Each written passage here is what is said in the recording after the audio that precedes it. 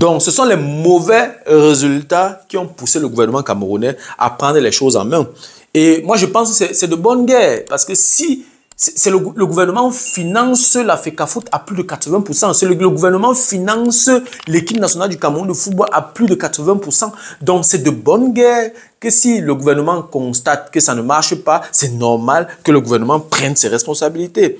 Donc, après tout ceci, un homme sage devait se calmer, coopérer et finir son mandat en beauté. Mais ça n'a pas été le cas.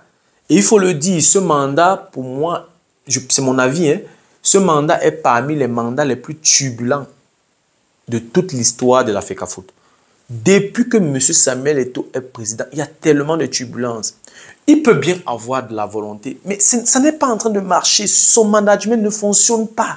Il y a trop de bruit, il y a trop de turbulences. Si ce n'est pas les scandales, c'est les bagarres. C'est exagéré.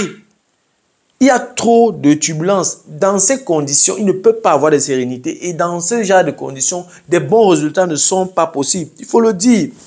Donc je pense que moi, à la place de Samuel Eto'o, je serais resté calme, coopérer avec le gouvernement, apporter mes propositions, ma contribution aussi, finir mon mandat en beauté, ne pas me salir, ne pas me frotter, ne pas bagarrer avec tout le monde et tout. Rester calme, coopérer et finir mon mandat en beauté. Il ne reste qu'un an et demi. M. Samuel Eto'o a déjà amorcé 2 ans et demi. Il reste 1 an et demi et puis c'est fini. Donc, en 1 an et demi, tu vas trop faire quoi? Coopère, tu finis. Et pendant que tu as fini, maintenant tu réfléchis des voies et moyens. Comment faire autre chose? Ou alors peut-être tu vas poser encore ta candidature. Maintenant, tu travailles sur comment améliorer ce que tu n'as pas pu, ce que tu n'as pas pu bien faire. Tu réfléchis comment tu vas faire, n'est-ce pas, pour achever ce que tu as commencé. Donc, ce conflit, ce n'est pas un conflit qui est tombé du ciel. C'est un conflit qui était prévisible.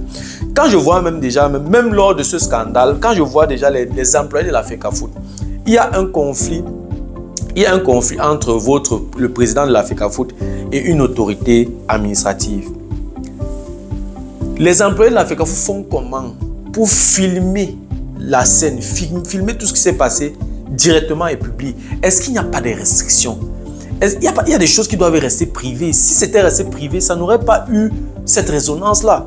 Parce que ça salit l'image du Cameroun. Ce n'était plus une histoire de Samuel Eto'o ni du ministère des Sports, mais c'était plutôt une histoire de tout le Cameroun entier.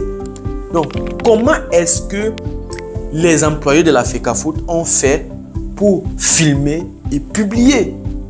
Je ne comprends pas. Est-ce qu'il n'y a pas les restrictions au niveau de la FECAFOOT? Bon, ça, c'était aussi une erreur de la part des employés de la FECAFOOT. Ça, c'est quelque chose dont M. Samuel Eto'o doit encore travailler là-dessus. On ne filme pas tout. On ne filme pas tout. Donc, ça, c'était encore une faute de communication.